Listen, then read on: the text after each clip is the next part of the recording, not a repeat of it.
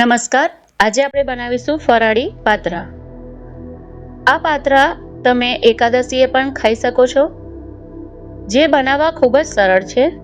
તો સૌપ્રથમ આપણે એની રીત જોઈશું. પાત્રાને સૌથી પહેલા આ રીતે એને ધોઈ અને સાફ કરી અને એની છાલ કાઢી લઈશું. ઉપરની જે છાલ હોય છે તે ચડતા થોડી વાર લાગે છે, એટલા માટે આ રીતે પાતળી સ્લાઇસમાં આપણે કાપી લઈશું. ત્યારબાદ આપણે આ રીતે પાત્રાને વાળી અને ગોળ આ રીતે એને સમારીને રેડી કરીશું.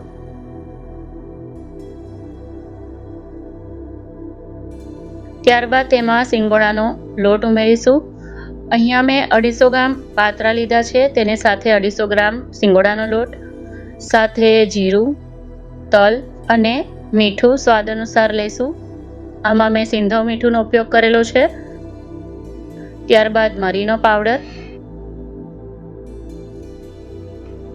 થોડોક તજનો પાવડર, ત્યારબાદ તેની અંદર આપણે દહીં ઉમેરીશું. જો તમને મિશ્રણમાં લોટ જાડો લાગતો હોય ને તો આ રીતે થોડુંક પાણી ઉમેરી અને એને બરાબર હલાવી મિક્સ કરી લઈશું. હવે આપણે એક કઢાઈમાં તેલ ઉમેરીશું. તેમાં જીરું નાખીશું અડધી ચમચી અને 1 ચમચી તલ નાખીશું.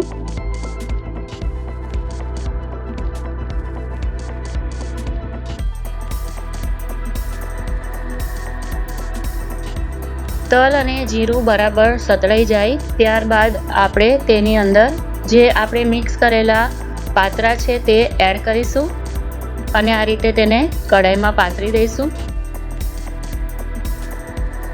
એક લેયર આપણે એને કરી દેવાના છે, એક સરખા ભાગમાં, જે રીતે આપણે હાંડવો કરીએ છીએ એ રીતે, અને ધીમા તાપે એને ચડવા દઈશું.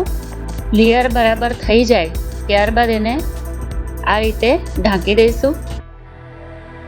5 થી 10 મિનિટ સુધી આ રીતે રહેવા દઈ અને એને ફેરવી દઈશું. તમે જોઈ શકો છો કે હાંડવા જેવું એક લેયર આપણા પાત્રાનું રેડી થઈ ગયું છે, જે ખાવામાં પણ મજા આવે છે.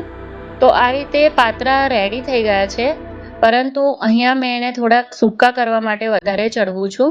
તમે આ રીતે પણ પાત્રા દહીં સાથે ખાઈ શકો છો. જેમ પાત્રા ચડે તેમ તેમ આપણે એને આ રીતે તબેથાથી હલાવતા જઈશું, તો આ રીતે છૂટા પાત્રા રેડી થઈ જશે. હવે આપણા પાત્રા રેડી છે, તેને તમે દહીં સાથે ખાઈ શકો છો. તો આ પાત્રા એકવાર જરૂર બનાવજો અને જણાવજો કે રેસીપી કેવી લાગી. ધન્યવાદ.